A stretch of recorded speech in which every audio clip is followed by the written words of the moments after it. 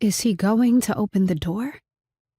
My heels tapped out a stilted, choppy rhythm as I strolled down the hall in an unnecessary hurry to get to my destination, and then not so much. So I stopped. I stood there, staring between the polished parquet floors in apartment 5C, trying to decide if I should turn around. I needed him, though. I was frustrated, angry, and a little bit desperate.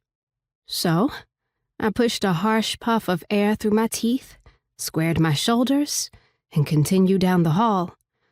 In front of the door, I took a deep breath, swallowing hard before I lifted my hand to knock. I was resigned to doing it, but still, I hesitated for a full minute, standing in the hall like a dummy with my fist raised like I was saluting the door. Just knock on the door, Kora.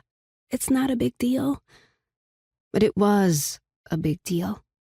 Showing up unannounced and knocking on a man's door after 11 at night was supposed to be a big deal. Shit. I adjusted my stance and my heels, wiggling my toes against the lavish black leather of my caged booties.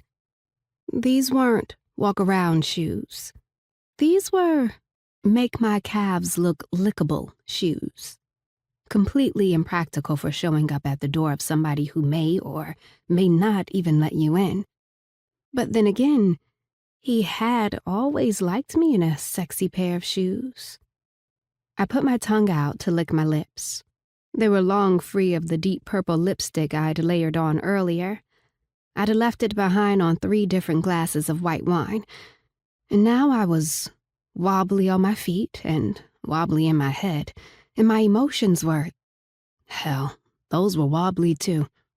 I swallowed hard and forced my fist to move. The door swung open before my skin touched the cool metal. 6.5 feet of muscled, velvety chocolate skin stood in front of me, swathed in nothing except a pair of black boxer briefs. Casually, he draped his tall body against the door frame as he looked me up and down. "Are you going to come in, or are you going to stand here?"